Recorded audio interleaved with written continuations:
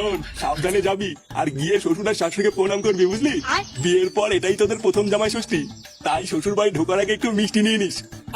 ওই তো বলে শ্বশুর বাড়ি আবার মিষ্টি। কি বললি? না কিছু না। দাদু আমাকে কেমন লাগতে? আহা দাদু ভাই, তোমাকে পুরো ফাটা কেস্টের মতন লাগছে। নে নে, তোরা আর দেরি করিস না, সকাল সকাল বেরিয়ে পড়। হ্যাঁ হ্যাঁ, দুগ্গা দুগ্গা করে বেরিয়ে পড়। ফুটো, আমি চলে এসেছি। তোরা সবাই রেডি তো? হ্যাঁ হ্যাঁ, ওরা সবাই রেডি। ফুটো এখন শ্বশুর বাড়ি যাবে। তুই বেশি না মারিয়ে লেওড়া তুই তোর বাড়ি যা। এই মেরেছে। বাড়ি যাবো কেন কাকু? বাড়ি যাবি কেন মানে? লেওড়া তোকে আমার গাড়ির ভিতর ঢুকবি নাকি?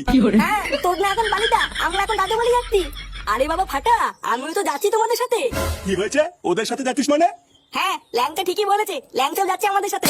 ল্যাংচাও যাচ্ছে মানে? এই শুনে বাচ্চা কেন যাবে তোদের সাথে? তোর কি বুদ্ধি চুদ্ধি